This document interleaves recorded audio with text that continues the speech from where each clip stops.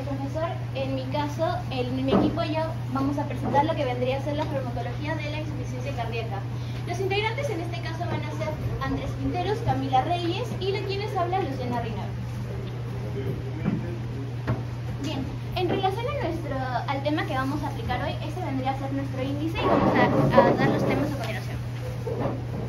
Ya.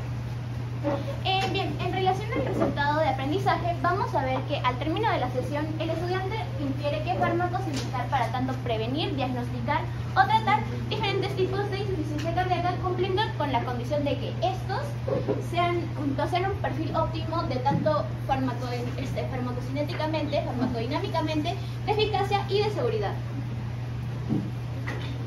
Bien, ahora vamos a hablar sobre nuestra definición. En este caso, vamos a hacer una pequeña pregunta. ¿Qué es una insuficiencia cardíaca? Ya. Una insuficiencia cardíaca vendría a ser un síndrome progresivo a resultado de cualquier anormalidad, tanto en la estructura o en la función cardíaca. Y esto puede afectar dos cosas, en el llenado y en la expulsión de la sangre. ¿Y esto qué va a causar? De que nuestro corazón presente un deterioro bastante un deterioro bastante grande, por lo tanto vamos a hacer de que este no pueda cumplir con las necesidades del organismo. Y bien, acá lo he dividido en dos tipos, según la alteración del músculo cardíaco y según la gravedad. En relación de según la alteración del músculo cardíaco vamos a tener dos tipos de insuficiencia cardíaca, en este caso la insuficiencia cardíaca sistólica y la insuficiencia cardíaca diastólica. La insuficiencia cardíaca sistólica vamos a ver de que el corazón no puede bombear correctamente la sangre o enviarla al resto del organismo. Y vamos a ver que, como se puede ver en esta imagen de acá, no sé si se puede ver correctamente, acá vamos a ver de que las paredes de nuestros ventrículos se van a ver más delgadas. Y en este caso, en una insuficiencia cardíaca diastólica, vamos a ver de que el corazón no se va a poder llenar correctamente. Y como a comparación de la sistólica, vamos a ver de que las paredes de nuestro ventrículo se van a ver más hipertrofiadas, más grandes. Y bueno, eso es según la gravedad. Y acá nuevamente se dividen en dos subtipos. Esta es según el colegio de cardiólogos de América, menciona que van a haber 4 tipos de estadios. En el estadio vamos a tener a un paciente asintomático con alto riesgo de insuficiencia cardíaca, sin embargo no va a presentar ni tanto una anomalía estructural o una anomalía funcional identificada. En el estadio B vamos a tener a un paciente asintomático con enfermedad cardíaca estructural claramente relacionada a una insuficiencia cardíaca. En el estadio C vamos a tener a un paciente con una insuficiencia cardíaca ya asintomática asociada a una enfermedad estructural subyacente. Y en el estadio D, que es el más grave, vamos a encontrar a un paciente con enfermedad cardíaca estructural avanzada y síntomas bastante graves de una insuficiencia cardíaca. Y esto se pueden dar tanto en estadio de reposo y a pesar de estar dándose un tratamiento continuo. ¿Estás segura que eso es así? En el reposo y a pesar del tratamiento. Pero esta valoración, ¿para qué lo usamos? Para evaluar el estadio del paciente. Pero para cualquier paciente cardiovascular. No, pacientes con... Eso es para el paciente que se va a operar. ¿Se acuerdan que para el paciente que se va a operar había criterio A, criterio B, C, D? Pero no te das bolas, puede ser que haya habido la duda, pero lo más importante es lo de la New York Heart Association. De eso sí va a hablar, por favor. Ya. En la New York Heart Association, vamos a ver 4 clases que están mayormente relacionadas a lo que vendría a ser la actividad física. Y vamos a ver de que en la clase 1 vamos a encontrar a un paciente con sin limitación de la actividad física. En la clase 2 vamos a encontrar a un paciente con una leve limitación física. En la clase 3 vamos a encontrar a un paciente con con la limitación física y que provoca la aparición de los síntomas. Que provoca la aparición de los síntomas. Y en la clase 4 vamos a tener un paciente con síntomas de insuficiencia cardíaca a pesar de encontrarse en estado de reposo. Bien, ahora vamos a tener a los factores de riesgo. Y en este caso vamos a dividirlos en 3. Solo para que se acuerden. Tenemos clase 1, clase 2, clase 3 y clase 4, ¿cierto? ¿Ok? La clase 1 también se caracteriza como pacientes que tienen limitación funcional, pero a grandes esfuerzos. Es decir, como si fuese cualquiera de ustedes, pues. Si los mando a correr de acá a vía 1 y de vía 1 acá en 10 minutos, ¿se van a cansar o no se van a cansar? Grandes esfuerzos. Este paciente, medianos esfuerzos, ¿ok? Si camina 3 cuadras, ya está como si hubiese corrido una maratón, ¿ok? Este es a pequeños esfuerzos, ¿ok? Camina media cuadra y ya está cansado. Y este es el paciente que se cansa en reposo. O sea, no hace nada y ya está cansado. ¿Ok? Entonces, ¿cuál es la peor de todas? La clase 4. ¿Cuál es la mejorcita? La más parecida a la normal. Sin embargo, acá quería mencionar algo que en este caso, al menos en el Perú, la clase 2 es la que más abunda, pero eso lo vamos a enfatizar en el siguiente diapositiva. Pero ya bueno, ahora vamos a ver los factores de riesgo. Acá los hemos dividido entre cardiovascular, no cardiovascular y en la relación con el paciente. En cardiovascular vamos a ver enfermedades relacionadas directamente con el corazón, tales como vendrían a ser síndromes coronarios agudos, taquicardias, bradicardias, hipertensión no controlada o crisis hipertensiva, una miocarditis, embolia pulmonar aguda, una disección aórtica y el taponamiento cardíaco. En no cardiovascular vamos a ver enfermedades que no necesariamente deben estar relacionadas con el funcionamiento o la estructura cardíaca, tales como podrían ser infecciones o estados febriles, exacerbación de EPOC o asma, disfunción renal, anemia, hipertiroidismo, hipotiroidismo, ejercicio extenuante o una tensión emocional. En este caso, por ejemplo, podría ser un estado de ansiedad. Y después, relación con el paciente. Para mí, esto es bastante importante. ¿Pero por qué? Porque acá vamos a ver cómo es que el estilo de vida del paciente va a influir en la insuficiencia cardíaca. Y esto de acá, este punto de acá para mí es bastante importante, debido a que hay bastante incidencia en el Perú, el cual sería el mal cumplimiento de la medicación. Después, el aumento del consumo de sal y o líquidos, la cirugía, fármacos y abuso de sustancias, en este caso de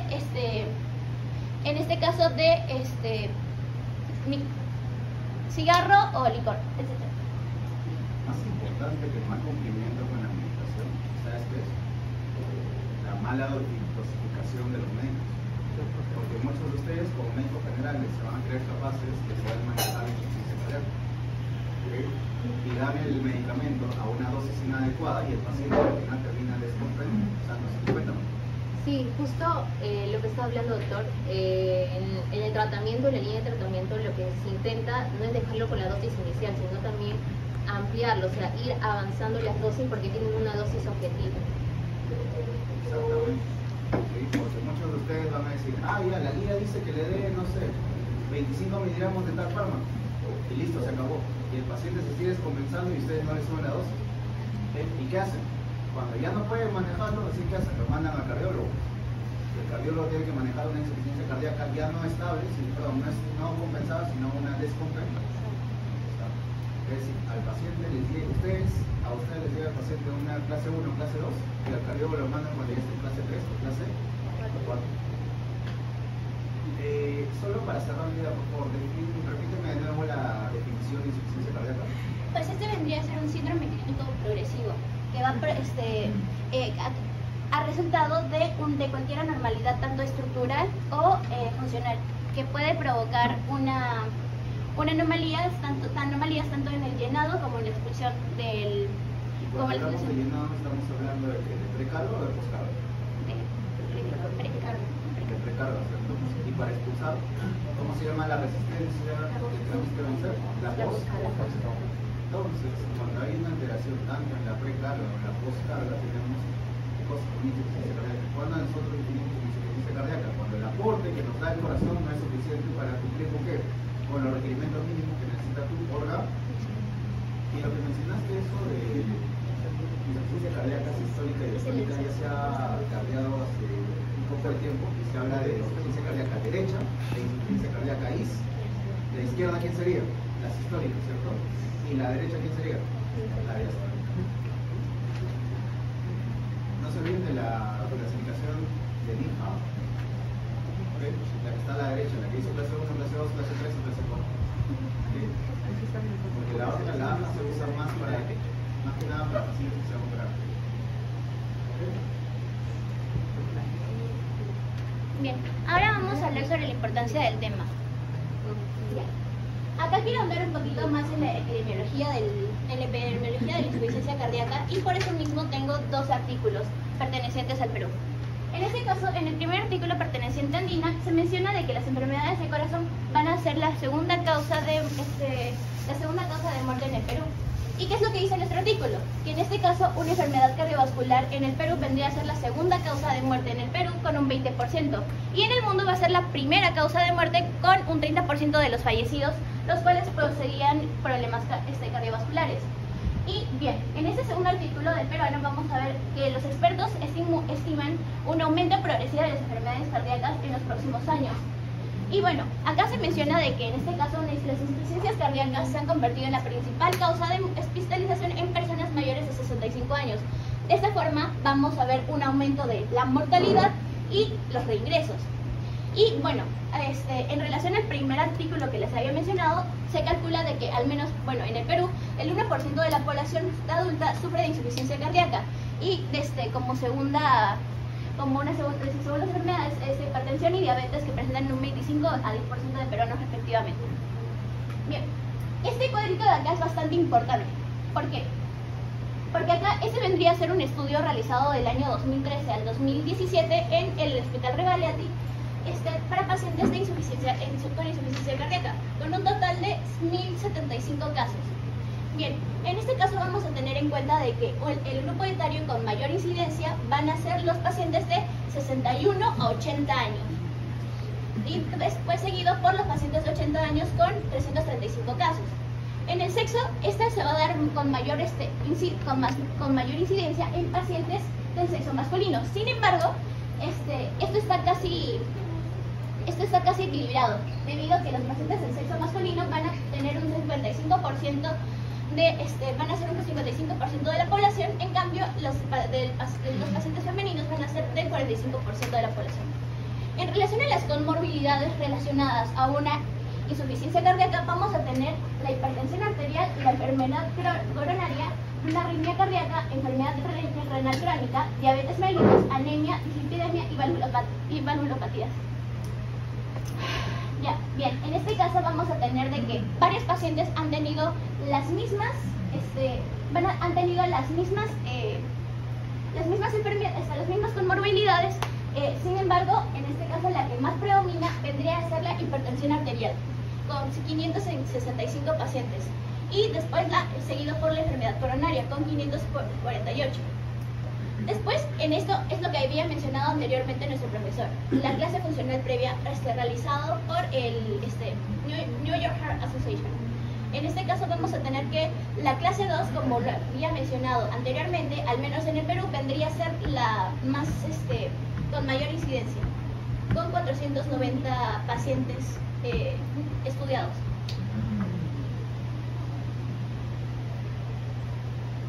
Bueno, ahora hablando acerca de la base fisiológica. Primero comencemos lo que es un ciclo cardíaco. El ciclo cardíaco son acontecimientos, son procesos, son fenómenos que se dan desde el comienzo de un latido hasta el comienzo del siguiente.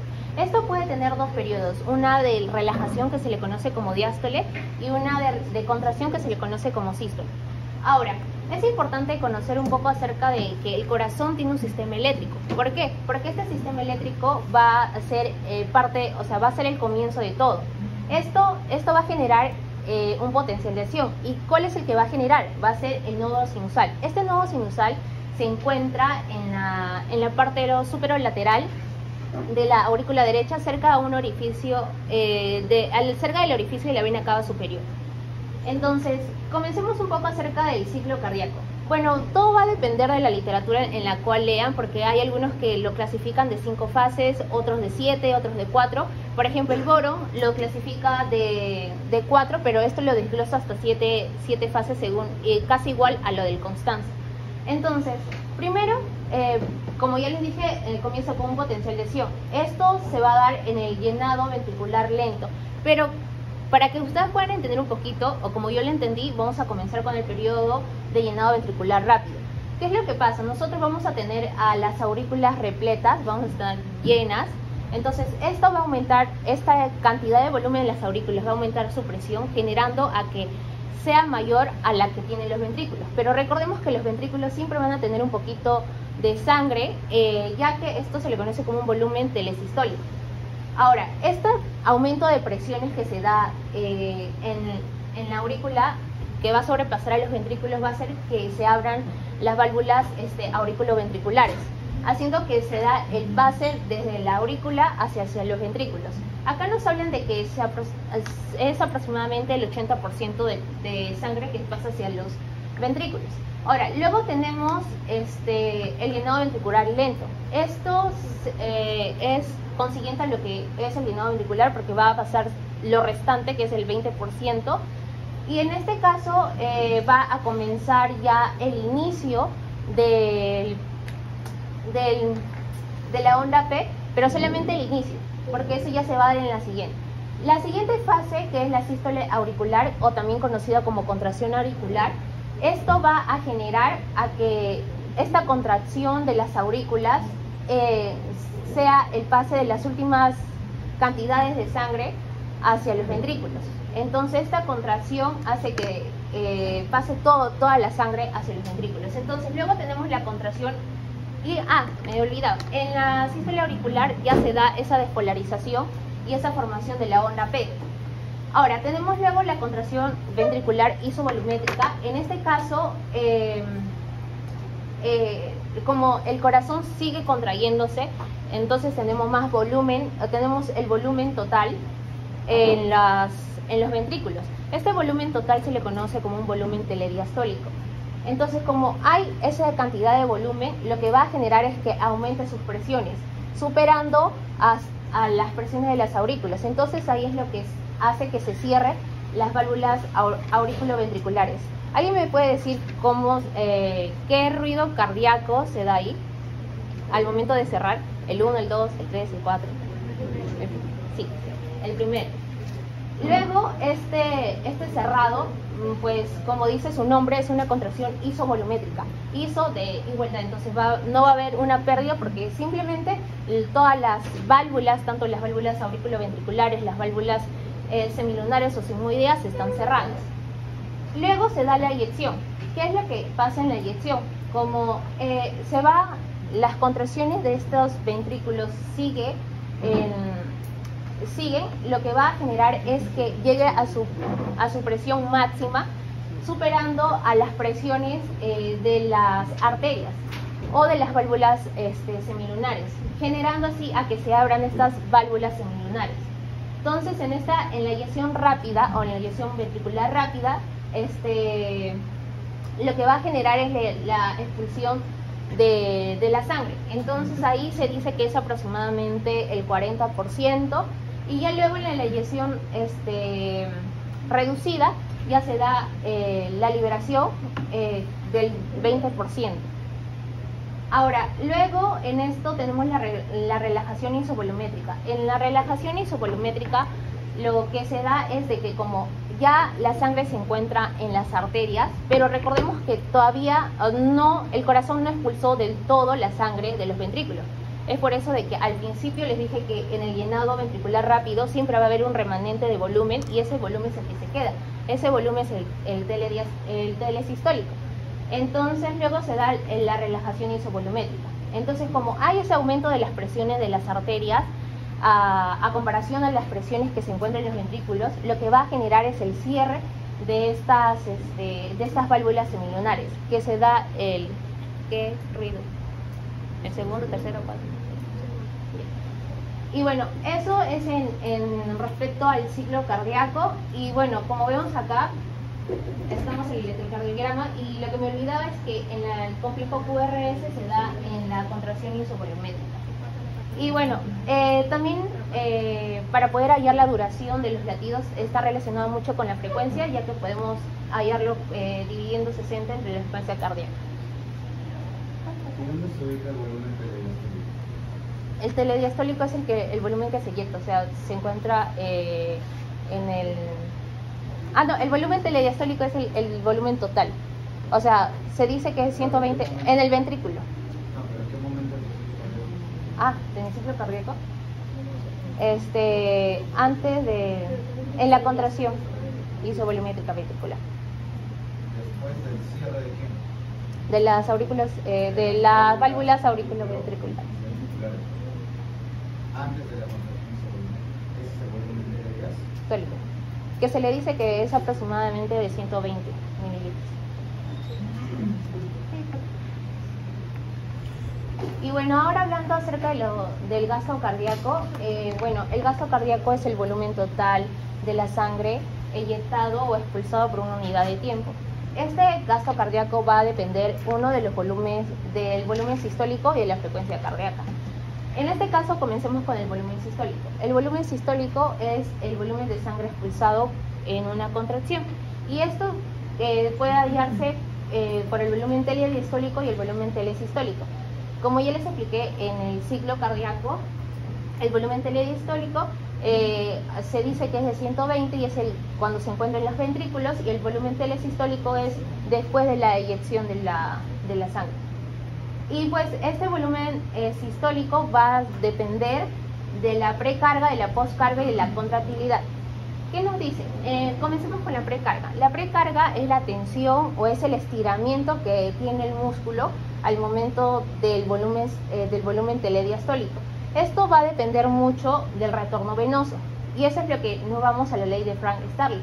La ley de Frank-Starling lo que nos dice es que mientras hay un aumento de volumen o hay un aumento del retorno venoso, no, mejor dicho, hay un aumento de los volúmenes del volumen que está relacionado con el volumen telediastólico, va a haber mayor fuerza de contracción. Ahora, esto también nos habla de que la ley de Frank-Starling, que tanto el retorno venoso va a depender mucho, porque el volumen que se eyecta todo el volumen que se eyecta tiene que ser con el volumen que llega hacia el corazón, quiere decir con el volumen telediastólico, y esto va a estar asociado con el retorno venoso, y el retorno venoso es el flujo de sangre que llega o que regresan hacia las aurículas, hacia la aurícula derecha. Luego, y también la ley de Frank-Starling nos dice que el retorno venoso es igual al gasto cardíaco, pero esto en un estado fisiológico. Luego tenemos la postcarga, que esto pues se relaciona con esa tensión que tiene tensión que tiene que sufrir el ventrículo para poder ser eyectado, y esto puede estar relacionado con la resistencia vascular. Luego tenemos la contractilidad. La contractilidad, o también conocido como efectos sinotrópicos, pues eso está relacionado con la capacidad o la fuerza que tiene el corazón para poder la fuerza del corazón para poder dar la contracción muscular del corazón. Luego tenemos la frecuencia cardíaca. En este caso hablamos del número de contracción, el número de latidos en cada contracción, el número de contracciones del corazón. Y esto lo que nos dice es que va a estar relacionado mucho con el sistema nervioso autónomo. ¿Por qué? Cuando hablemos de una estimulación simpática, lo que vamos a generar es un aumento de la frecuencia cardíaca. Y cuando hablemos de una estimulación parasimpática, hacemos que se reduce la frecuencia cardíaca. Entonces, si queremos un aumento de la frecuencia cardíaca o queremos un cronotropismo positivo, lo que se relaciona es que estas células postganglionales van a liberar la noradrenalina, y esta va a estimular a las beta 1, que estas por efecto van a generar el aumento de la frecuencia cardíaca. En cambio, cuando nos relacionamos con una estimulación parasimpática, estas fibras simpáticas van a secretar acetilcolina, y esta acetilcolina va a estimular a los receptores muscarínicos, especialmente al M2, y por acciones de ellos van a generar la disminución de la frecuencia cardíaca. Ahora, es importante también conocer sobre la fracción de eyección, porque eso nos va a poder permitir a nosotros al momento en la línea de tratamiento, porque vamos a hablar de los FEBIs, y en este caso hablemos de la fracción de eyección. Esta fracción de eyección evalúa la eficacia que tiene el ventrículo para eyectar. En este caso se puede hallar entre el volumen sistólico entre el volumen telediastólico. Siguiente. Bueno, ahora continuando con la fisiopatología y historias terapéuticos. Primero, para empezar con la fisiopatología, voy a dar algunos alcances de cómo es que la insuficiencia cardíaca, más que todo, cómo es que podría empezar, ¿no? Ya que he encontrado diferentes formas de cómo le explican la fisiopatología, y bueno, que está más explicado en la siguiente diapositiva. En este caso, para empezar, vamos a tener en cuenta que suceden diferentes estos mecanismos compensatorios, hemodinámicos, neurohormonales, que tanto pueden iniciar lo que sería el proceso de insuficiencia cardíaca, así también como aumentar la progresión de esta. Tenemos, por ejemplo, aquí, en este gráfico, va a haber tanto algunos mecanismos compensatorios hemodinámicos, como es una sobrecarga de presión, sobrecarga de presión y volumen. Luego también tenemos una disfunción regional con sobrecarga de volumen, que cada una de estas va a estar mediada, por ejemplo, por un infarto de miocardio, valvulopatía, hipertensión. Todo eso lo que aumentaría sería el trabajo cardíaco, aumentaría la tensión de la pared. Va a llevar, así de forma general, que más tarde te lo explicaré, va a llevar una hipertrofia o dilatación, que como tal va a estar caracterizado por el aumento de tamaño, masa del corazón, síntesis de proteínas, fibrosis, entre otras más. ¿Alguien recuerda cuáles son los tipos de hipertrofia que se pueden ver en el ventrículo? Son dos de hipertrofia.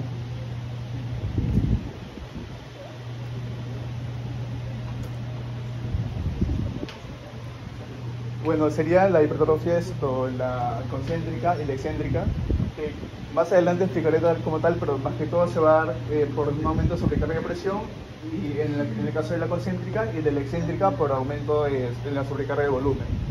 Luego tenemos, de forma general, cómo se daría la progresión de la difusión diastólica y sistólica, ya que, como mencionó mi compañera, se va a caracterizar porque hay un defecto en el llenado del ventrículo, también como una anomalía una disminución en la dirección de la sangre desde el ventrículo izquierdo. Entonces vemos aquí que va a haber una elección miocárdica que va a activar esta respuesta compensatoria hemodinámica neurohormonal, que lo va a dirigir hacia una pérdida de va a haber alteración de la matriz intracelular, incluyendo fibrosis intersticial, hipertrofia cardíaca, dilatación y feridad del ventrículo izquierdo. Todo esto llevaría a una remodelación ventricular, luego una progresión de esta disfunción cardíaca y generando más lesión miocárdica y repitiéndose todos estos pasos. Siguiente diapositiva, por favor. Y ahora, para poder explicar más, así encontré es un gráfico que hicieron en base al libro, al Brown-Wall, el Tratado de Cardiología. Como tal, aquí lo explican primero como ya sea cual sea el acontecimiento índice, todo esto va a llevar a una disminución de la capacidad de la bomba de corazón. Este de aquí va a disminuir el gasto cardíaco. ¿Alguien recuerda la fórmula del gasto cardíaco?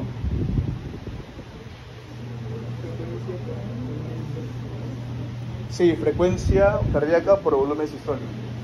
Entonces, al haber esta disminución del gasto cardíaco, se van a activar estos mecanismos compensatorios como tal, y según lo que nos comenta ese libro, es que van a ver, lo van a dividir en dos fases, la fase inicial y la fase secundaria.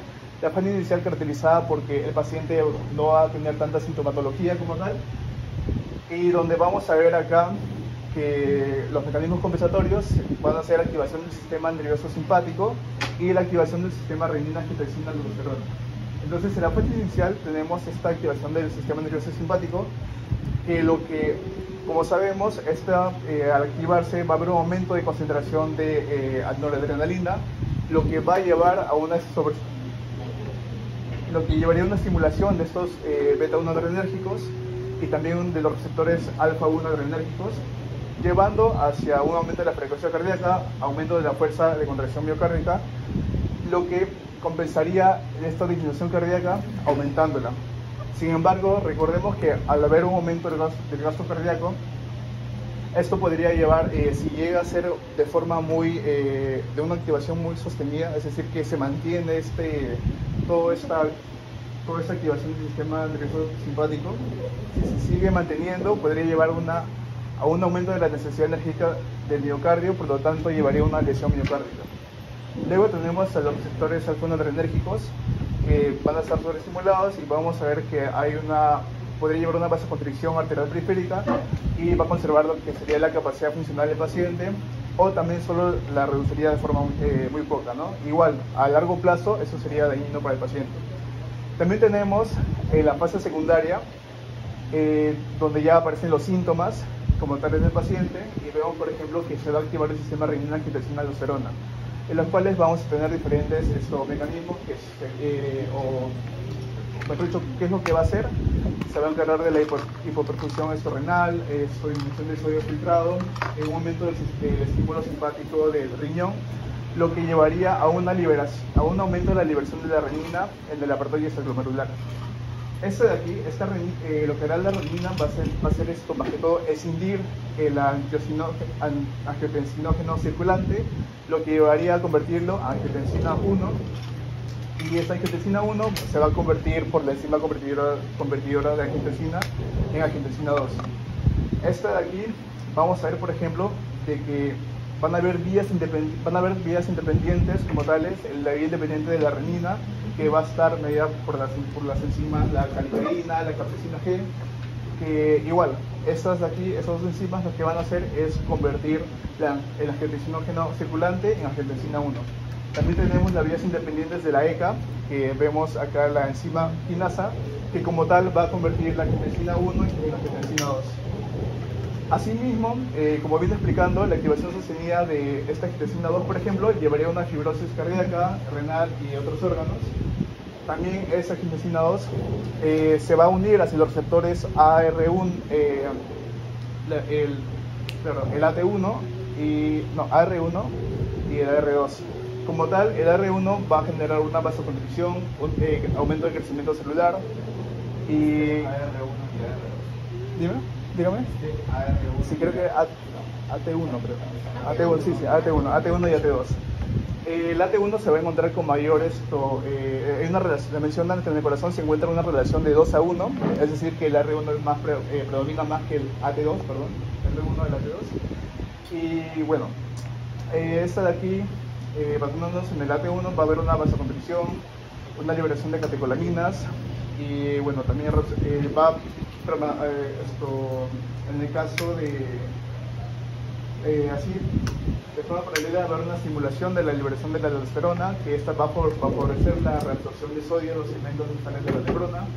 E igual, la activación sostenida de esta va a generar una hipertrofia, fibrosis del miocardio, y bueno, lo que llevaría a una rigidez ventricular y una disminución de la desinfilidad vascular. Siguiente diapositiva, por favor. Bueno, aquí, de forma resumida, como mencioné, vemos que con el tiempo esa insuficiencia cardíaca, si sigue progresando, al comienzo el paciente va a estar asintomático, y con el pasar del tiempo, ya cuando se active lo que sería el sistema renina angiotensina aldosterona, van a empezar a ver esos síntomas como tales. También, de forma, por así decirlo, para agregar a lo que mencioné acerca de la angiotensina 2, es que cuando se dan muchos IECAs, muchos inhibidores de la convertidora de angiotensina, puede llegar a una proteólisis mayor de la angiotensina 2, llevando a la formación de ciertos fragmentos activos, la angiotensina 3, 4, y como tales, esas de aquí se encargan también de la vasoconstricción, por lo tanto podría ser más dañino para el paciente, ¿no? Siguiente diapositiva, por favor. Y bueno, para hablar acerca de la hipertrofia ventricular, ya que como se menciona, es justamente la hipertrofia ventricular la que hace de que la insuficiencia cardíaca empeore y siga progresando más. Y es que, como mencioné, van a haber dos tipos. Una va a estar mediada por la sobrecarga de presión y la otra por sobrecarga de volumen, donde en ambos van a haber un aumento de la tensión de la pared, pero en la depresión de la tensión sistólica y de volumen por la tensión diastólica. Esta de aquí va a llevar un remodelado ventricular, que quiere decir de que se van a agregar sarcómeros a los que ya existen, pero la diferencia es que, por ejemplo, en la hipertrofia concéntrica, los sarcómeros se van a agregar de forma paralela y la excéntrica en serie. Entonces, como podemos ver aquí, lo que ha aumentado es la pared ventricular, y bueno, y en el otro lado vemos que lo que ha aumentado es el tamaño de la cámara ventricular. Entonces, de forma anatómica, ¿cómo podemos verlo? Esto de aquí, ¿cuál sería? La concéntrica, y la de aquí como tal sería la excéntrica. Y de forma histológica vemos aquí, los dos están tomadas en la misma vista, Sin embargo, como tal, hay una hipertrofia de estos miocitos. Y bueno, siguiente diapositiva, por favor. Bueno, respecto a los talleres terapéuticos, igual se van a explicar cuál es el mecanismo de acción de cada uno de esos medicamentos más adelante. Pero como sabemos, en la fisiopatología... No, eso lo he hecho yo. Sí, de vuelta. La cosa es de que vemos, por ejemplo, que hay una insuficiencia cardíaca, perdón, me equivoqué, es cardíaca, donde vamos a ver una disminución del gasto cardíaco. Y aquí, por ejemplo, como sabemos que se activa el sistema nervioso simpático, y eso de aquí va a aumentar lo que sería la noradrenalina circulante. Como tal, esto de aquí vemos, por ejemplo, que va a dar una sobreestimulación de tanto los beta-adrenérgicos, los alfa-adrenérgicos. Entonces aquí, por ejemplo, usaríamos antagonistas beta. También podemos ver de que va a haber una vasoconstricción justamente por esa activación del sistema nervioso simpático. Usamos vasodilatadores, al igual que de la angiotensina 1, la angiotensina 2 como tal necesita esta enzima de la convertidora de la angiotensina, entonces usamos los IECAS. Y acá, por ejemplo, dice antagoniza el receptor de angiotensina 1. Entonces, ¿por qué creen que eso lo estoy formulando? ¿Por qué creen que le dicen antagonista receptor AT1 y no se enfocan en el antagonista receptor del AT2 o el AT2 y el AT1 y solo se están enfocando en el AT1? ¿Dime? Ajá, exacto, porque esta, además de ser también más abundante en el corazón y predominar en los vasos sanguíneos, se va a encargar de la vasoconstricción y como tal favorece en el aumento de la progresión de esa insuficiencia cardíaca. Y bueno, lo demás lo explicaremos más adelante. Y siguiente diapositiva.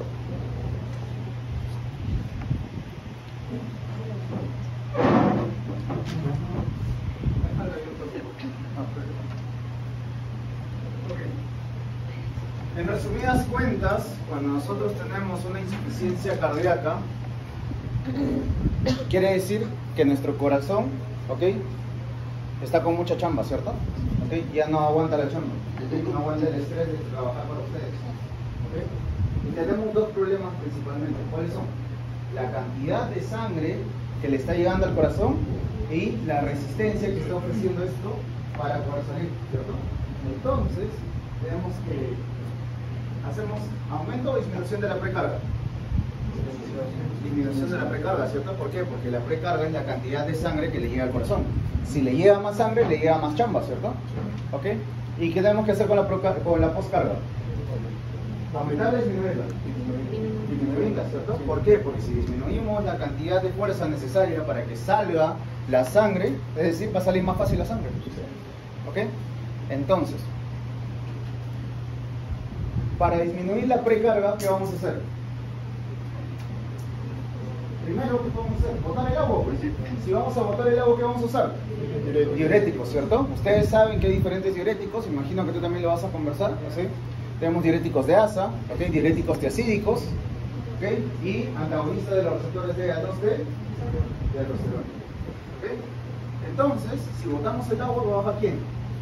La precarga, ¿cierto? ¿Qué más?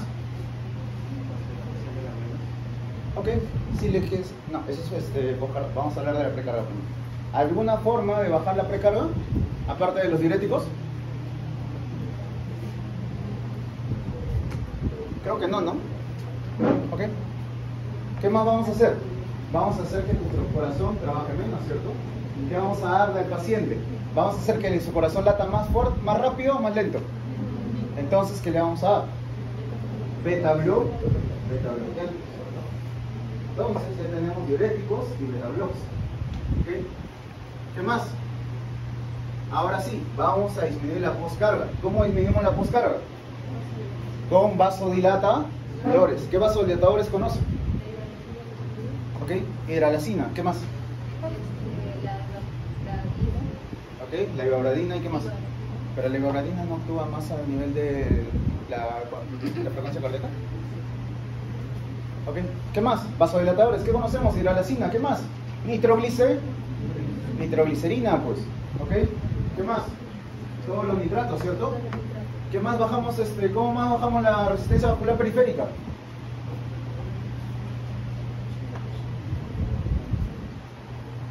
Me olvidaba. ¿Cómo bajamos también la precarga? ¿Bajando quién? El volumen. ¿Cómo bajamos el volumen? ¿Quién se encarga de regular el volumen? Bueno, regula la osmolaridad, pero regula el volumen también. Con los diuréticos. No, aparte de la antidiurética. La aldosterona. Porque ustedes se acordarán que ¿qué hacía la aldosterona? Reabsorción de sodio. Y si se mueve el sodio, ¿quién le sigue al sodio? Y si es que le sigue el agua, ¿qué va a pasar con la volemia? Va a aumentar. Y si aumenta la volemia, ¿qué va a pasar con la presión arterial? Va a aumentar. Entonces, si yo corto el sistema renina, angiotensina, aldosterona, voy a cortar todo esto también, ¿cierto? Y es por eso que vamos a usar ¿qué cosa? Podemos usar inhibidores de la renina, podemos usar a los IECA y podemos usar ¿quién? Antagonistas de los receptores AT1, porque como muy bien explicó su compañero, tenemos dos tipos de receptores, ¿cierto? AT1 y AT2. ¿El AT1 en qué se encarga? De vasoconstricción, también estimula a la antidiurética. ¿Y qué más? Hace algo muy importante, la remodelación cardíaca. Acuérdense, ¿ok?, que la remodelación cardíaca no es tan buena como suena, ¿ok? Por eso tu compañero te ha dicho pon la concéntrica y... ¿ok? Este es tu corazoncito normal, ¿cierto? ¿Ok?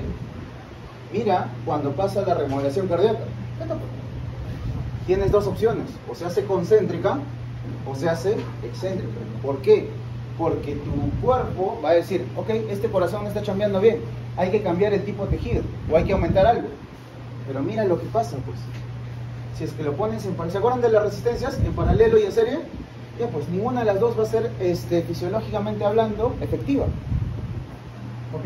Y es por eso que la remodelación cardíaca no está buena como suena. Entonces, ¿qué vamos a hacer? Vamos a tener que evitar la remodelación cardíaca, ¿cierto? ¿Quién es el único receptor que se encarga de evitar la remodelación cardíaca? El AT2, ¿cierto? El AT2 es el buenito. El AT2 baja la presión, el AT2 hace vasodilatación y el AT2 evita ¿qué cosa? Que se produzca la remodelación cardíaca.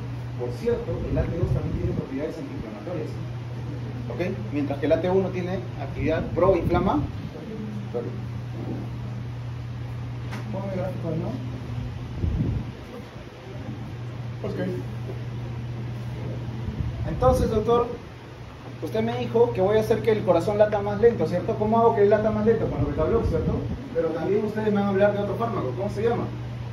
La ibabradina, ¿cierto? Que la ibabradina también va a hacer que el corazón lata más lento. ¿Ok? ¿Qué más? ¿Cómo se llama el...? Tenemos para bloquear a la renina, ¿cierto? ¿Cómo se llama el fármaco que hace bloqueo de la renina? De la producción de renina. El alisquireno, ¿cierto? ¿Ok? Existe algo bastante interesante. No sé si lo mencioné. ¿Van a hablar sobre los inhibidores de SGLT2? Sí. Ok. Los inhibidores de SGLT2, doctores, ¿sí? ¿Qué era el SGLT2? Un cotransporte sodio-glucosa, ¿cierto? Ok. Si nosotros inhibimos el SGLT2, vamos a evitar ¿qué cosa?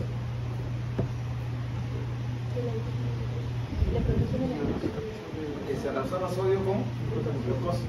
Entonces vamos a botar agua, ¿cierto? También funcionaría, entre comillas, como un diurético. Sin embargo, se ha demostrado que el ISGLT2 tiene muchos efectos benéficos. Por ejemplo, ¿sí?, le baja la chamba al corazón, ¿sí? Tiene efectos a nivel de evitar la remodelación cardíaca. Todavía no se sabe cómo, ¿sí? Baja la remodelación cardíaca. ¿Qué más hace? Baja el peso del paciente, hace que baje de peso. Si baja de peso, vamos a disminuir ¿qué cosa? La resistencia vascular periférica. También disminuye los niveles de grasa. ¿Ok? Y todo eso como beneficio. Era un fármaco que se usaba antes como antidiabético. ¿Ok? Pero ahora se usa ¿para qué? Para la insuficiencia cardíaca. ¿Ok? Entonces, normalmente ahora, si el paciente tiene como comorbilidad obesidad o obesidad mórbida, se le agrega a todo lo que vamos a conversar, ¿qué cosa? Un inhibidor de SGLT2. Es más, hay estudios que te dicen que inclusive no tienes que esperar que el paciente llegue a obesidad mórbida, Si el paciente ya está diagnosticado con insuficiencia cardíaca, le puedes dar SGLT2. ¿Ok? ¿Y SGLT2 quiénes son? ¿Las glifosinas? Sí, la Glifosina. tapa.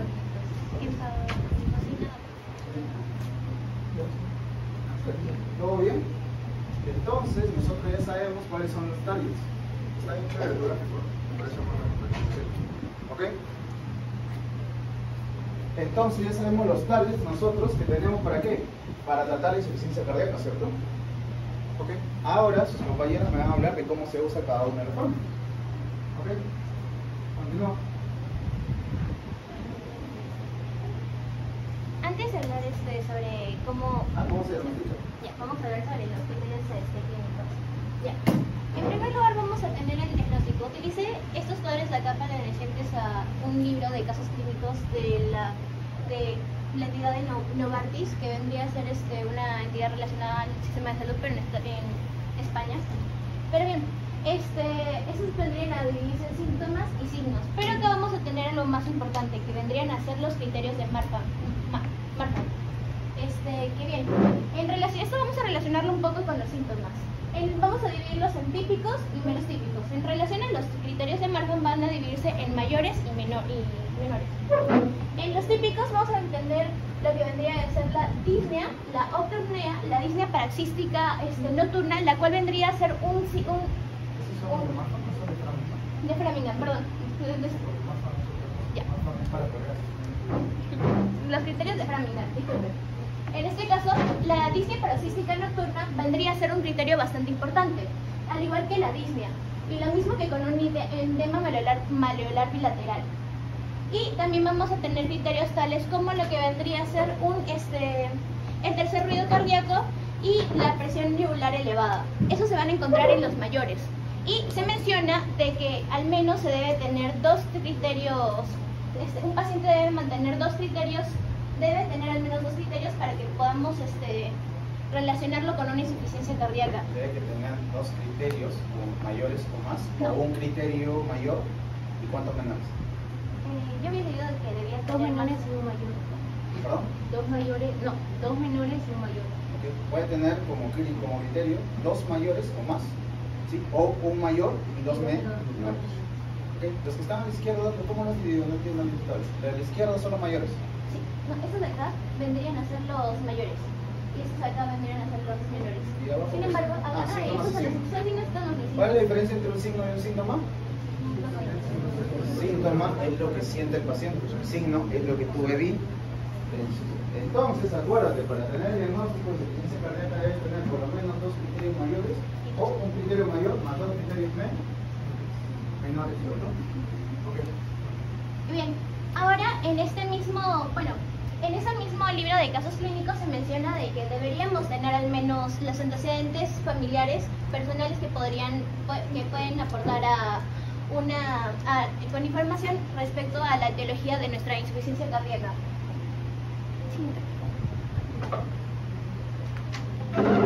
Bien, en relación al diagnóstico, vamos a tener ese cuadrito de acá, lo que vendría a ser un algoritmo para el diagnóstico de la insuficiencia cardíaca. En este caso, vamos a relacionarlo de esta manera. Ya, vamos a tener en primer lugar vamos a tener la sospecha de la insuficiencia cardíaca, ya sea tanto por factores de riesgo, los signos y síntomas o un EKG anormal. Y en este caso, vamos a realizarle una prueba de péptido natriurético. Bien, en relación a esto, a lo que había mencionado anteriormente, esta pertenece a una guía realizada para España en el año 2021, pero se menciona de que en países mayormente desarrollados van a tener esta prueba. Sin embargo, no tanto, en caso de que no se pueda tener, vamos a pasar a hacer un ecocardiograma. Pero bien, acá vamos a tener dos caminos. Que no podamos tener la prueba de péptido natriurético o que la prueba salga negativa. Entonces, en primer lugar, si sale negativa, vamos a tener que sea una insuficiencia cardíaca improbable y por lo tanto vamos a considerar otro diagnóstico. En caso de que no tengamos una prueba de péptido natriurético o salga positiva, vamos a realizar un ecocardiograma.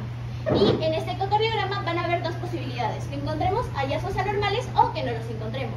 Y en caso de que no nos encontremos, nuevamente, insuficiencia cardíaca improbable y por lo tanto descartamos. O en este caso, si es que pudiera salir positiva, vamos a confirmar una insuficiencia cardíaca, pero primero debemos definir los fenotipos. En este caso, podríamos dividirlo en insuficiencia cardíaca de fracción de eyección reducida, una insuficiencia cardíaca de fracción de eyección levemente reducida y una insuficiencia cardíaca profunda. No, perdón, una preservada. Pero esto lo va a enfatizar más mi compañera en las líneas de tratamiento. Pero solo para que tengan una idea. ¿Okay? Ya viste a un paciente con criterios de Framingham, ¿cierto? ¿Okay? Si un paciente tiene con criterios de Framingham, lo más probable es que tenga insuficiencia cardíaca. ¿Okay? ¿Cómo lo vas a confirmar? Lo confirmas con dos formas. Primero, con el ProPNB. ¿Y qué es el ProPNB y el PNB?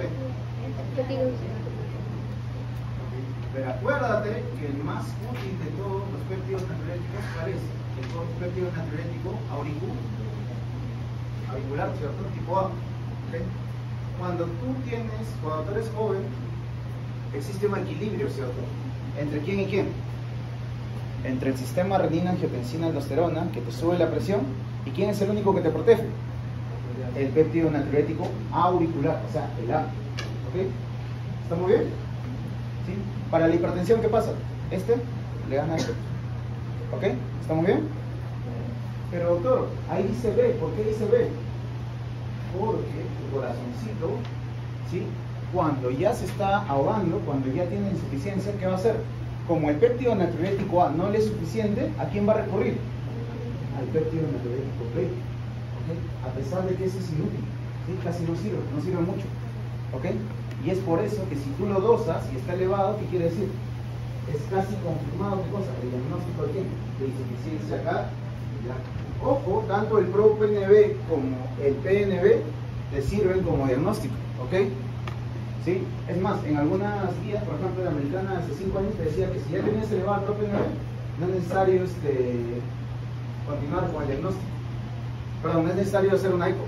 Sin embargo, como dijo su compañera, ahora, ya que se ha encontrado que existe mucha utilidad con respecto al manejo, ¿sí? Y la diferenciación entre esos tres tipos de insuficiencia cardíaca, ¿ok? Aparte de eso tienes que hacerle ¿qué cosa? Un ecocardiograma. Entonces, ¿qué haces primero? Framingham. Luego, ¿qué haces? ProPNB y PNB. Y luego, ecocardiograma. Quería mencionar de que esos tres criterios, esos tres fenotipos de acá van a ayudar a determinar la etiología de la enfermedad y de esta forma vamos a poder empezar a comenzar un tratamiento. Okay. ¿Cuál es la peor de todas? ¿De esos tres? No. La reducida. La que está a la izquierda. La reducida. Claro. Okay. La otra quiere decir que está más o menos, ¿cierto? Que el 50% todavía está funcionando. Y la otra quiere decir que el 40% ya está casi todo en el piso. Okay. ¿Cuál es la peor de todas entonces? La insuficiencia cardíaca con fracción de eyección reducida. ¿Cuánto es reducida? Menos del 40%. ¿Hasta aquí está bien? Es más, ¿qué te dice la guía? Mira, si es que el paciente no tiene elevación del PNB o del ProPNB, lo más probable es que no sea insuficiencia cardíaca. Busca otra causa. ¿Ok? ¿Estamos? Y lo mismo para el ecocardio. ¿Estamos? Dale. Sí, justo eso. Es importante pedir los péptidos natriuréticos porque esto tiene un gran valor predictivo negativo.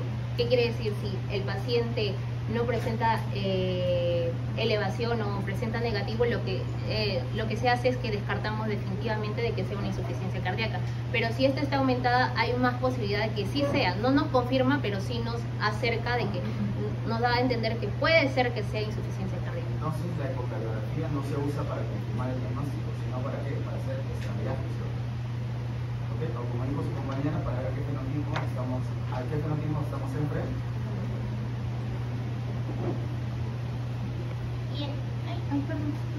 Solo iba a mencionar de que en este caso vamos a tener también otros tipos de las pruebas que pueden ayudar a complementar sobre el diagnóstico de la insuficiencia cardíaca, los cuales tendrían a hacer un electrocardiograma y una radiografía de tórax. En En relación al electrocardiograma, solo voy a mencionar brevemente de que acá vamos a ver mayormente en la insuficiencia cardíaca, vamos a ver que se va a encontrar un patrón izquierdo,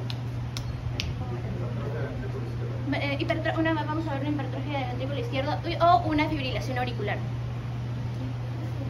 Y entonces, mira, esta radiografía está, o sea, ese corazón como está chiquito o grande. Grande, ¿cierto? ¿Es porque tiene mucho amor? ¿No es cierto? Es porque está insuficiente ese corazón. Ha crecido, pero está generando insuficiencia. Y ojo, que acá estamos hablando netamente de la insuficiencia cardíaca.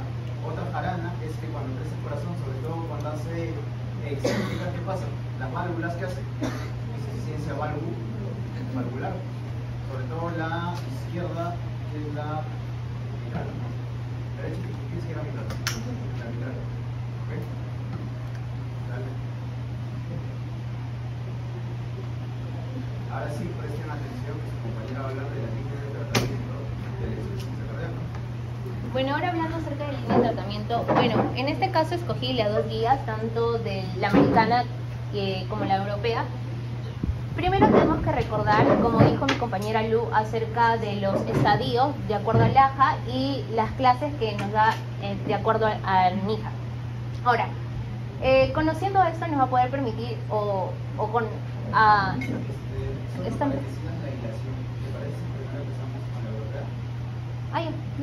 Porque ahorita si te metes con la APA, como son dos criterios distintos, vamos a seguir la medicación. Sí, sí. Okay. Empezamos con la europea, ¿no? Ya. Bueno, en el europeo...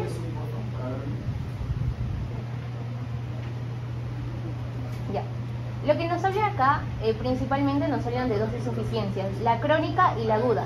Y la aguda, pues le vamos a hablar un poquito más adelante, que esto es de una insuficiencia cardíaca descompensada. Pero primero comencemos con la insuficiencia cardíaca crónica. En este caso, la europea, la guía europea lo que nos habla es, tiene tres objetivos fundamentales. Uno, reducir la mortalidad.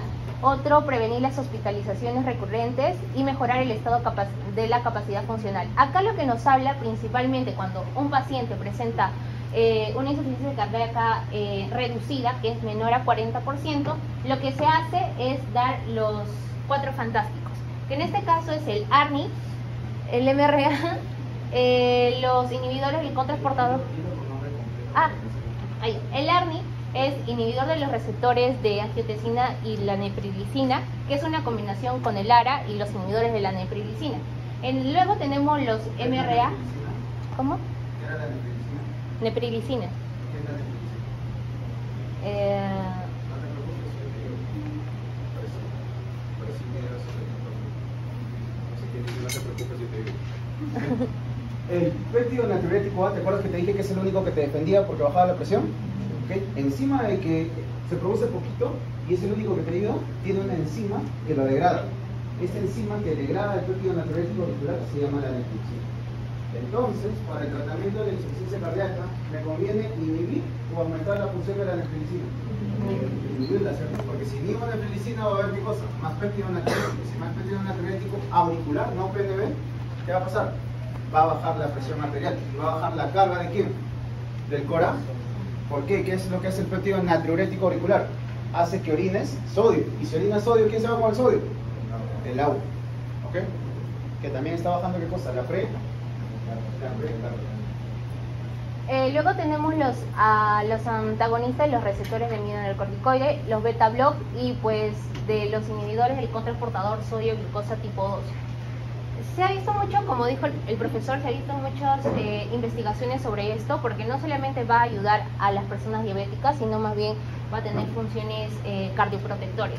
Ahora, ¿cómo es el tratamiento en este caso según la Sociedad Europea de Cardiología? Es que si el paciente presenta un FEBI reducido, lo que se hace es iniciar los 4 fantásticos, que es el ARNI, los beta bloqueadores, los antagonistas de receptores de mineralocorticoides y los SGLT2, los inhibidores del SGLT2. Aparte nos habla de que en este caso, si el paciente presenta una congestión o una retención de fluidos, lo que se puede añadir son los diuréticos. Ahora, ¿qué es lo que nos habla acá? Entonces, en otras palabras, si tú diagnosticas insuficiencia cardíaca, empiezas con 4 fármacos. ¿Cuáles son los 4 fármacos? con YECA o ANRI. Son inhibidores de los receptores de angiotensina y la neprilicina. ¿Viene en un solo fármaco? ¿Cómo se llama? Sacubitril, Valsartán. Sacubitril o Valsartán. En otras sociedades ya se usa de frente, si bien no se usa Valsartán, ni Losartán, ni Valsartán, ni Telmisartán. Claro, Pero acá en Jerusalén todavía seguimos dando de cosas. Losartán, ¿cierto? ¿Por qué? Porque los ANRI todavía son muy caros. ¿Ok? Entonces, iniciamos con un YECA, ¿cierto? O iniciamos con un ANRI, con cualquiera de los dos. Ojo, cualquiera de los dos es válido, pero si es que el paciente ya usó antes Losartán, ¿puede usar ANRI ahorita? No, ¿cierto? ¿Por qué? Porque el ANRI también tiene un... ¿Qué es el Losartán? ¿Bloqueador del receptor de angiotensin? Sí. ¿Ok? Entonces, ten cuidado con eso. Si en el examen te viene un caso clínico en el cual el paciente ya usó Losartán, Valsartán, Telmisartán o Irbesartán, ¿le puedes dar un ANRI? No, ¿cierto? ¿Ok? Esa es la única... ¿Cómo le dicen ustedes? Que no mezcles propaganda. En el examen te van a preguntar que hagas una lista de fármacos indicados, contraindicados y no recomendados. Este pertenecería a una clase de no recomendado. ¿Okay? Tengan mucho cuidado porque en el parcial se equivocan en eso. ¿Sí? Ponen todos los medicamentos como si fuesen contraindicados. Y una cosa es que esté contraindicado. ¿Por qué? Porque si está contraindicado quiere decir que le puede hacer daño al paciente. ¿Okay? En cambio, no recomendado quiere decir que no le haría nada al paciente. En este caso, esto sería un no recomendado o un contraindicado. No recomendado. Pero se quejan porque no le ponen ese punto. ¿Ok? Ya, entonces, YECA o ANRI. Beta block, ya dijimos para qué, ¿cierto? Para bajar la frecuencia cardíaca. Luego, antagonista del receptor de mineralocorticoide, La espironolactona. espironolactona, ¿cierto? Y luego, el SGLT2. La Mira, en esta guía ya te dice que de frente le des SGLT2, ni siquiera te preguntas si el paciente es diabético, hipertenso, ni nada, de frente dale. ¿Ok? Y lo que dijo su compañera es, si es que tú ves que el paciente tiene algún signo de congestión, eso quiere decir que si el pulmón está lleno de agüita o si las piernas están llenas de agüita, ¿qué le vas a dar? Diurético. Solo en ese caso. ¿Por qué, doctor? Porque si tú das espironolactona y das un diurético, sobre todo la furosemida, ¿qué vas a bajarte? ¿Qué ion? El sodio y el potasio. El potasio. ¿Y el potasio a quién le hace daño? Al corazón. Es por eso que te dice, solo en esos casos, dale qué cosa. Diurético. ¿Estamos? Sí, justo la guía nos habla acerca de los ARNI. Si, por ejemplo, el paciente no llega a tolerar los ARNI, lo que se intenta hacer es darle unos YECA. Y si el paciente no tiene la posibilidad o no tolera los YECA, lo que se da son los BRAC o los ARA2. Bueno, en este caso, acá lo que nos da a entender es acerca de individualizar al paciente. Si es que el paciente, en estos casos, utiliza dispositivos, ya sea un cardiofibrilador o... y luego, para pasar. Entonces, si no funciona, lo que nosotros es utilizar los fármacos de segunda línea. Si no funciona en otras palabras, métele toda la crema. Ojo, acuérdate de esos 4 fármacos, ¿no?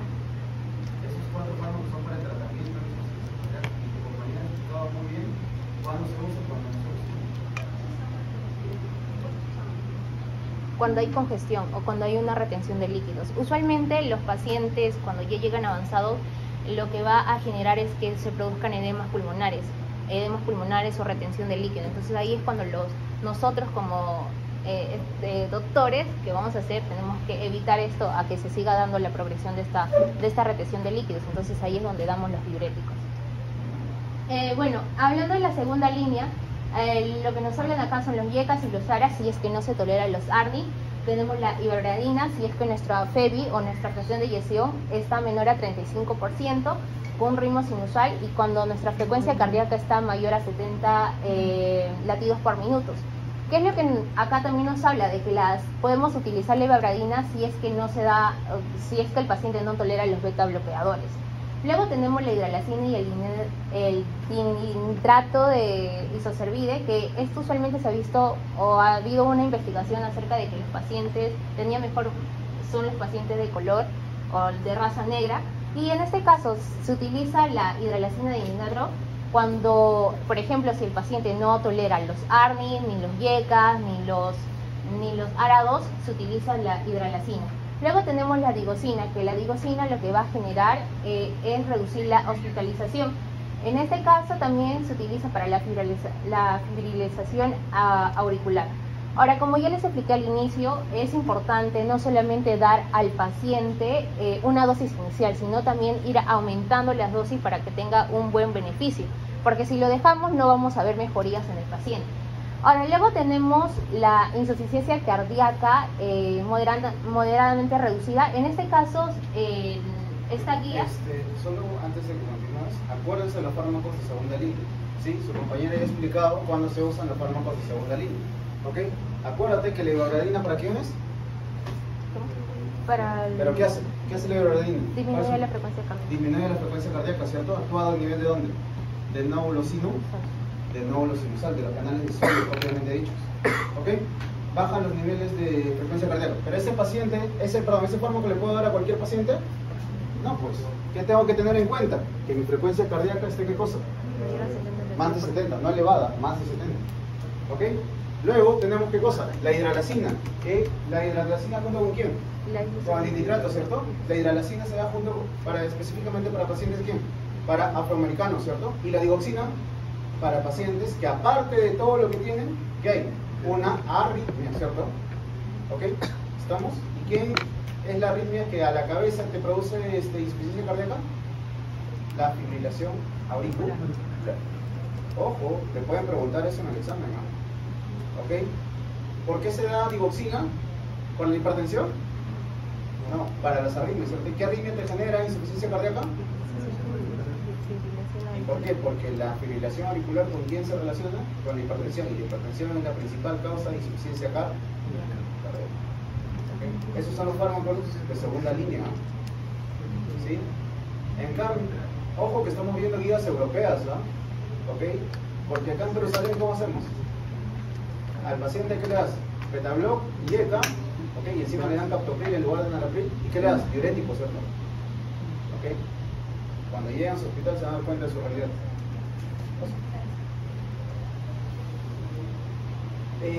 ¿Qué vas a hablar sobre la moderada y reducida? Bueno, en realidad esta es una actualización del 2023 donde incluye el inhibidor del cotransportador del sodio y glucosa.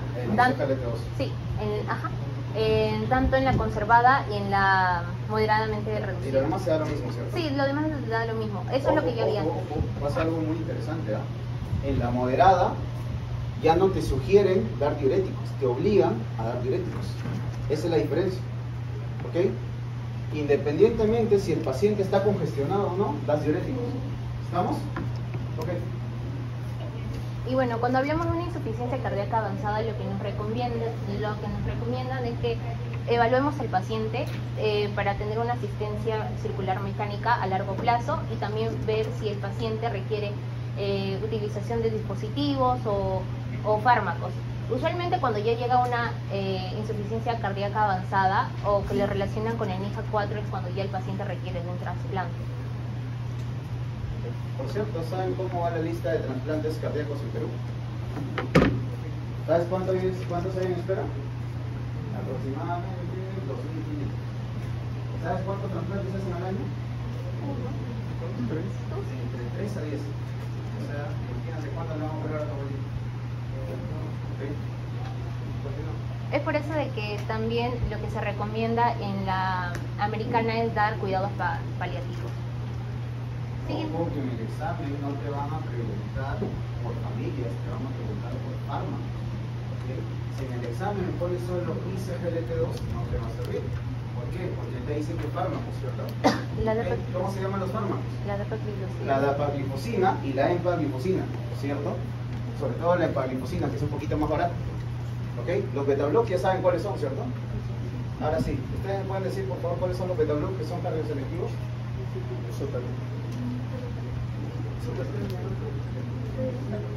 También que iba. ¿Cuáles son los cardioselectivos? Sotalol. Ya, sotalol, ¿qué más?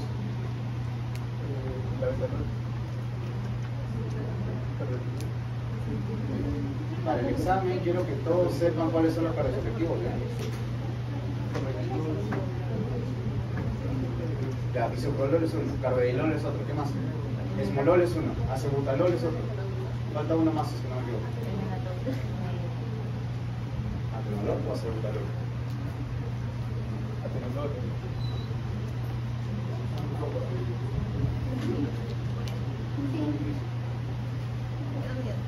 Sí.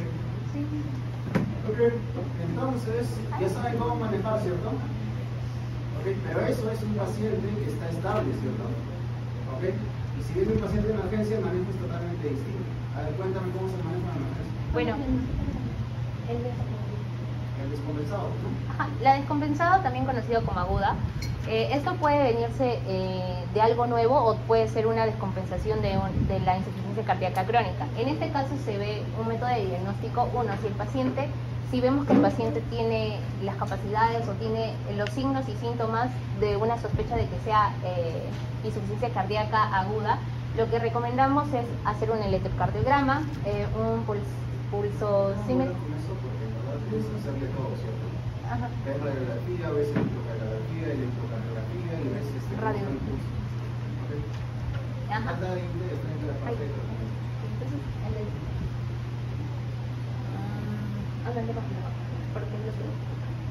Sí, justo para el manejo, como el paciente ya se encuentra descompensado, ¿qué nos quiere decir cuando hay un paciente que tiene acumulación? Entonces, una acumulación, una congestión, lo que primero se da son los diuréticos. En este caso, lo que primero nos recomiendan son diuréticos y una asistencia ventilatoria.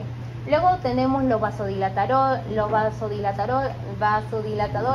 inotrópicos y vasopresores. En este caso, cuando hablamos de diuréticos, usualmente se emplea los de ASA, que es la furosemida, y en los vasodilatadores tenemos la...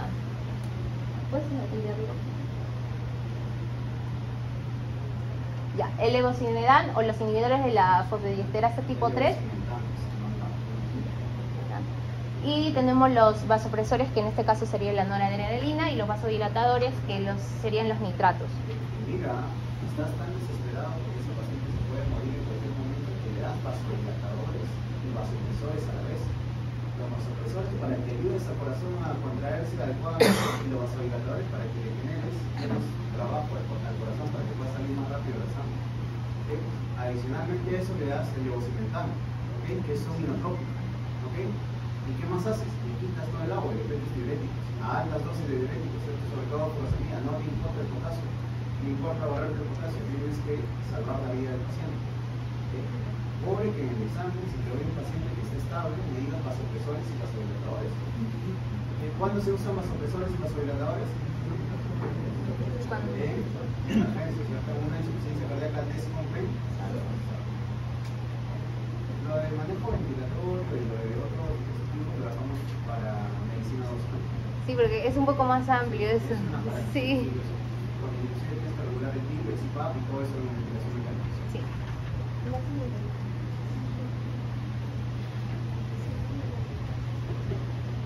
Sí, justo hablando acerca de la insuficiencia cardíaca aguda, lo que nos habla en esta guía es que puede describirse en 4 presentaciones clínicas y se puede dar en lo que se recomienda.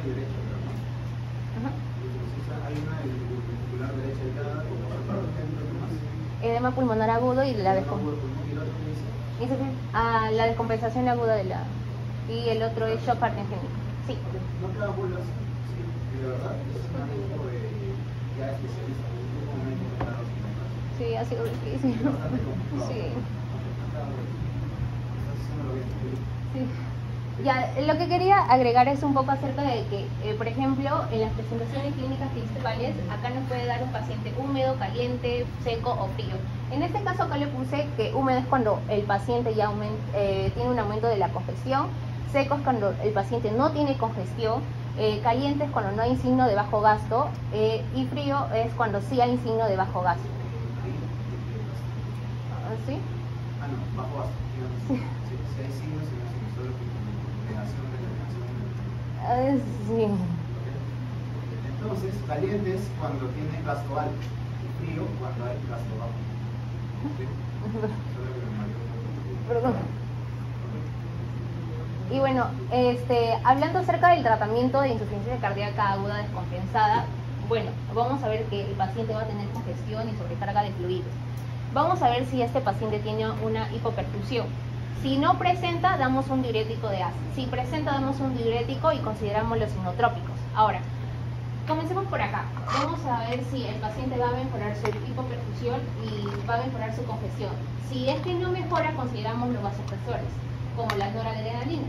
Ahora, si es que ahí vamos a ver si sigue mejorando su hipoperfusión o si ya se encuentra en daño, entonces vamos a realizar o vamos a ver otros tipos que son los dispositivos mecánicos, que es una asistencia circulatoria, o también circulatoria mecánica, o también la terapia de reemplazo renal. Y bueno, cuando no presenta hipoperfusión, también le agregamos diuréticos de ASA y acá vemos, ¿no? Si hay un alivio de la congestión, utilizamos el tratamiento farmacológico. Si no presenta este daño, si no mejora, o sea, si no mejora la congestión, aumentamos las dosis de los diuréticos. Y se ha visto que...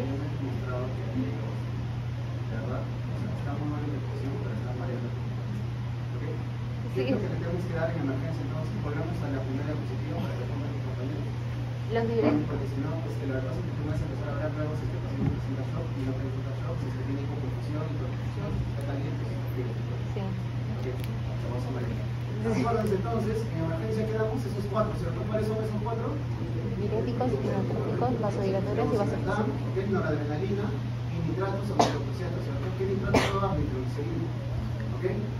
No ir a la cina, nitroglicerina. ¿Ok? Alguien por vamos a mirar fármacos. Después de eso, ¿siguen más todavía? ¿Qué más has puesto? No, el anterior que era el de la guía de americana. Bueno, hablo más o menos casi igual, solamente de que lo relacionan primero con el acto. Exacto. Y un no farmacológico es ya pues la regulación y tener hábitos. Complementando esto. Mira, debido a que queda mucho tiempo, está muy buena, pero por favor pasemos a la parte de ¿dónde están los maps? En seguridad. Seguridad. Vamos a seguridad.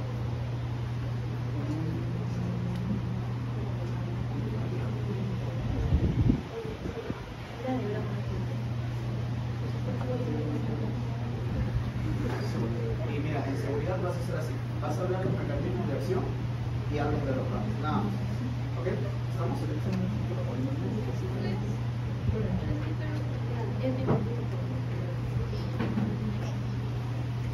Ya, captopril y enalapril, ¿qué son? Dietas, ¿cierto? Entonces, ¿qué hacen? Inhiben la enzima conversión de angiotensina. Entonces van a hacer que se convierta en angiotensina 1, ¿qué? Angiotensina 2. Cuéntame, ¿cuál es el principal RAM de captopril? Vamos. El paciente que tiene va a presentar 2. Cámbialo, es más que un captopril que con enalapril. El captopril es el que genera más tos. Y el enalapril es el que genera resultante. ¿Ok? Valsartán y los sartán, ¿qué es lo que hacen los dos? Los dos te bajan la presión, que van a generar hipotensión. ¿Ok? ¿Y qué son? Bloqueadores de receptores de angiotensina 2, ¿cierto? ¿Pero qué receptores específicamente? El AT. No te hagas y no te dejes llevar por el nombre. Ahí dice el grado, ¿cierto? ¿Pero qué receptor bloquea? El 1.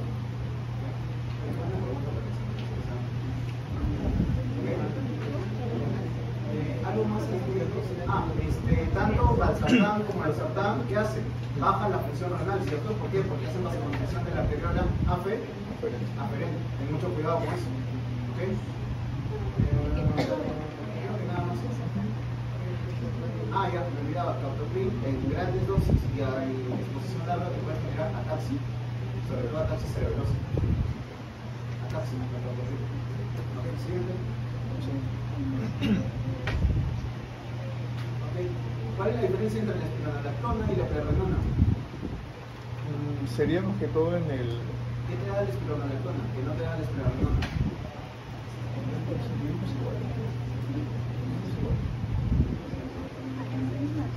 O sea, tengo entendido que el mecanismo de acción es el mismo. El mecanismo de acción es el mismo, pero ¿por qué se inventaron la prerenona si ya teníamos a la espironolactona? ¿Por qué es más usado como diurético? No. La espironolactona, ¿ok? bloquea todos los receptores de mineralocorticoides, ¿ok? Entonces, ¿qué va a bloquear?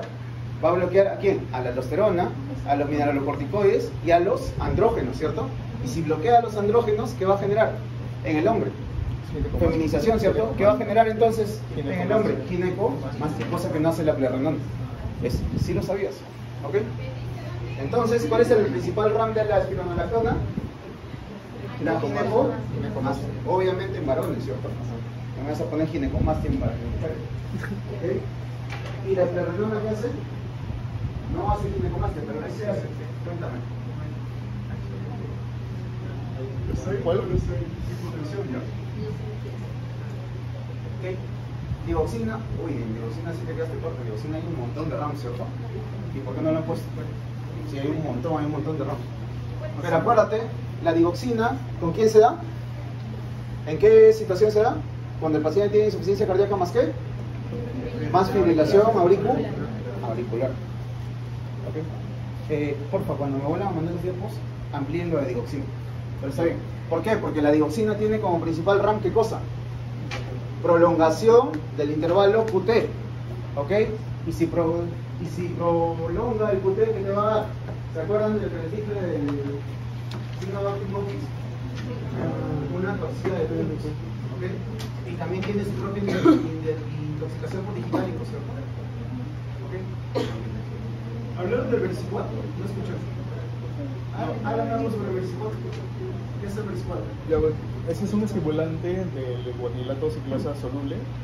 Por lo tanto, según el mecanismo tenemos el modo de acción y el mecanismo de acción, que básicamente lo que va a hacer es generar una vasodilatación, llevando hacia una disminución de resistencia vascular periférica. Por lo tanto, va a disminuir la hipertensión, ¿no? La presión arterial. Pero acuérdate que el versicual tiene la capacidad de que es más seguro que la hidroglicerina y el metoprolol, así que sí lo puedes usar como crónico, como tratamiento crónico, ¿ok? Pero tiene un mecanismo bastante complejo y te va a dar qué cosa, ¿qué dice ahí? ¿Qué te da el versicual entonces? Anemia, ¿ok? Que por cierto es una anemia neumocrómica y neumocítica, ¿ya? ¿Ok? Siguiente. Ok, furosemida, todas las que terminan en semida, ¿qué son? De asa, ¿cierto? ¿Y la asa qué te hace? Hipocalemia, ¿ok? También te puede generar ¿qué cosa? Hipocalcemia, hipomagnesemia también. No me acuerdo si hipomagnesemia. Sí, porque el ¿Okay? no. Y te puede deshidratar, ¿cierto? ¿Ok? ¿Algo más sobre furosemida que hayas leído que te parezca interesante? Obviamente todas son nefrotóxicas, ¿cierto? ¿Por qué? Porque actúan a nivel de forzar la función renal. ¿Ok? Lo que nos habla también en este caso en la furosemida, o bueno, en los diuréticos de asa, es que sí va a existir, indirectamente va a inhibir ese proceso y lo que va a generar es una hipomagnesemia. Y esto lo relaciona mucho en el Goodman, que puede generar arritmias. Por eso tiene que ser arritmias cardíacas. Aparte también del... No me acordaba de la hipomagnesemia.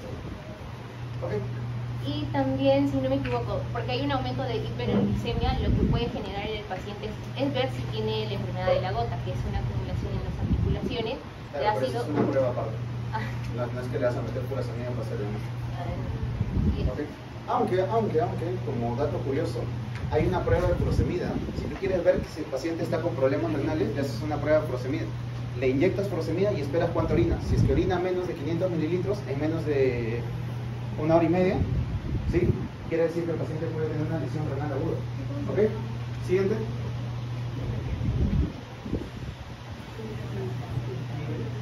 Ok, los tesídicos. De los tesídicos, acuérdense principalmente de la hidroclorotiazida, ¿ya?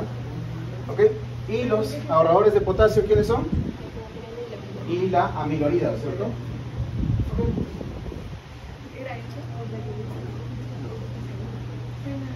Hidralacina isosorbide, acuérdense, hidralacina isosorbide, principalmente en raza afroamericana. ¿Qué más? Ibardina, ¿qué hacía? Disminuía la frecuencia cardíaca, inhibiendo a quién? A nódulo sinusal. Siguiente.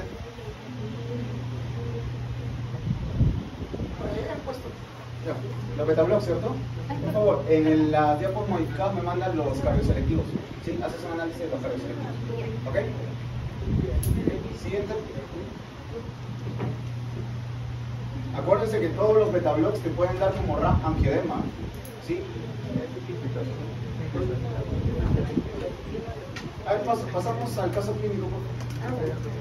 Teníamos más bien un caso clínico también. Entonces, parte del caso clínico también tenemos un caso.